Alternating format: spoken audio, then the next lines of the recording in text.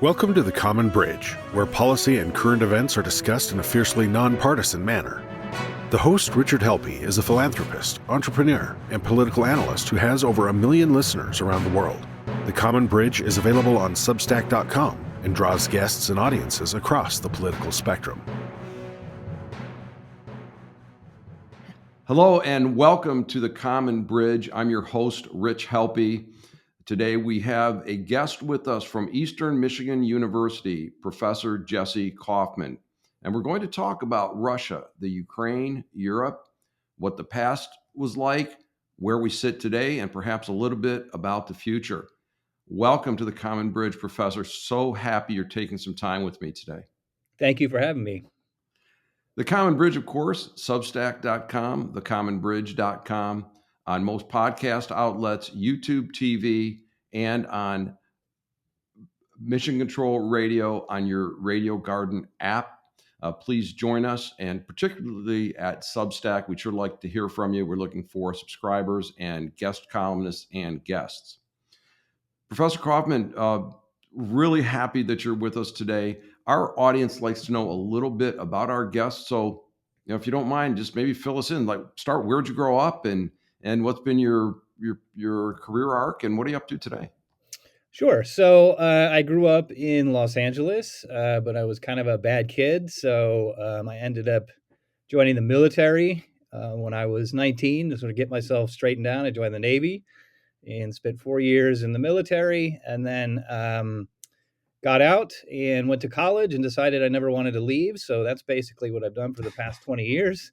I went to community college first in Los Angeles, and then I got my undergraduate degree in European history at UCLA, and then went on to Stanford and got my PhD in modern European history, main focus in German history, but on Germany and Eastern Europe. So I also studied the Polish language and Central Europe, all of Central Europe during the 20th century. And my first book was on the German military's occupation of Poland in the First World War. And I'm just now finishing a book on basically all of Central Europe, from just before the First World War to just after.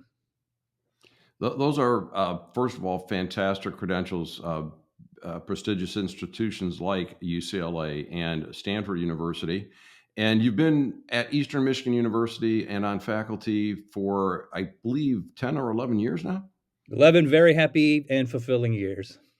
Great. Did you have to learn to spell Ypsilanti before you took the post? I did.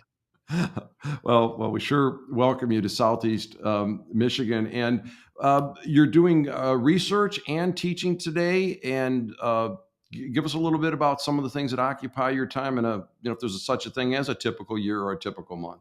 Yeah, sure. So I'm teaching 4 classes this semester: Western civilization, 20th century Germany, and a graduate class, and a class called A Global History of Warfare.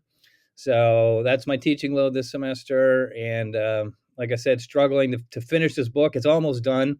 So try and spend a few hours every morning finishing up. I'm on the last chapter, but I have to get to Europe to finish it, to get some of the documents there. And that's just been a challenge. So yeah, it's been a good and rewarding semester, but also a bit stressful and challenging. So, well, look, be real safe when you go there. And I know that you know the lay of the land, so you will be, and you can converse in Polish and English and maybe some other languages as well. Professor, or Jesse, thank you for that. There's been so much discussion about the Ukraine. It's dominating our news cycles. It's wiping basically everything else off the front pages. We're recording this on March 19th. And so the war in the Ukraine seems to be up for grabs at this point, or the outcome's uncertain. But how the heck did we get here in the first place? And take us as far back as you wish. I don't know what a good starting point might be. Is it 1900, or is it before that in the age of the Russian Empire? So please take us back. What did it look like, and what's happened? What's brought us to this point? So, yeah, great question. So you do have to go back to the Russian Empire, but if I had to pick a date when this started, it would be 1917. So for several centuries, the territory of what is now the country of Ukraine was part of the Russian Empire. And it wasn't until the empire collapsed in 1917, when there were two revolutions, first a kind of liberal reforming revolution, and then later that year, of course, the communist Bolshevik revolution. But with that first collapse in February 1917, many of the national movements in the Western Russian Empire began to mobilize and to kind of find some new place for themselves within, at first within the empire, maybe in some kind of federation, but that would give them their own national political and cultural life. And one of the first and best organized and best supported, that is among sort of grassroots support, was in Ukraine. They formed a government called the Rada, which means council, and essentially told the Central Russian authorities, look, we'll stay in Russia in some kind of federation, but we want to basically run our own affairs, and we want to have this place called Ukraine that we'll have our own language, and our own education system, and our own military, and so on. So that And so both of the governments said, Russian government said, no, there's no such thing as Ukraine. You're just a region of Russia. And the way I see this is it's a continuation of that. It's been going on since 1917. So that was one of the questions that I had. Are Ukrainians a distinct ethnicity, or are they a distinct culture? I know they have their own language. Would it be a parallel to several United States setting up, or would it be more like Puerto Rico, or is there a parallel? How do they declare themselves Ukrainians versus Russians, if there is such a thing? That's an excellent question as well.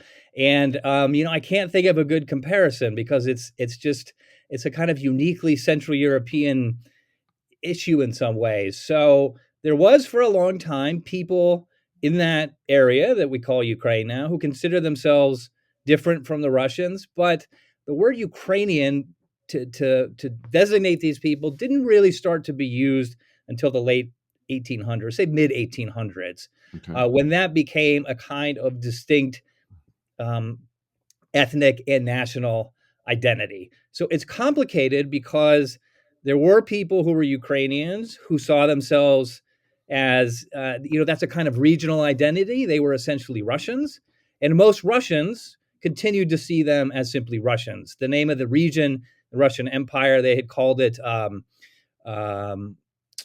Little Russia, the Little Russians, and a lot of the now, in the 1800s, as Ukrainian poets and historians began to say, no, we're a distinct ethnicity, there were still Ukrainian elites who said, no, we're a branch of the Russians. Now I certainly would say that they are a distinct nation, based on shared historical experiences, based on culture, but nonetheless, the line is still kind of I wouldn't say indistinct, but as you probably know, Zelensky's mother tongue is Russian. I didn't know. Uh, I think that's an important distinction. So here we are in 1917, and the area known as Ukraine is part of the Russian Empire. right. The Bolshevik Revolution occurs, and now this new nation emerges, but Ukraine says we don't want to be part of that nation. And of course, this is the time the map of Europe looked distinctly different, with the Ottoman Empire and the alignment of countries much different. So after that realignment, Ukraine is an independent country from Russia, or still considered part of Russia, or some people think it's independent and some people think it's part of Russia. So beginning in 1917, they get in a war for their independence that they have to fight on several fronts. They are fighting it against the Russian Bolsheviks. At the same time, they are fighting, it's a kind of civil war because they are fighting it against Ukrainian Bolsheviks who Hmm. wanted to be part of the Soviet Union. And they are fighting it in the West against Poles who claim part of that territory as their own. So from basically 1917 to 1920, they have to fight this war. And essentially, the Bolsheviks and the communists are victorious. And in 1922, they create a Ukrainian Soviet Socialist Republic. But there is no sovereign Ukrainian state until I think it's 1990 when the Declaration of Sovereignty is. That created something that, while one can see as just, and I do think it was also new. It wasn't recreating something, it was creating something. Thank you for listening or watching this segment of Richard Helppie's The Common Bridge. On Substack, you can access the full archive and bonus columns, podcasts, and interviews for only $5 a month. At substack.com, search for The Common Bridge and subscribe.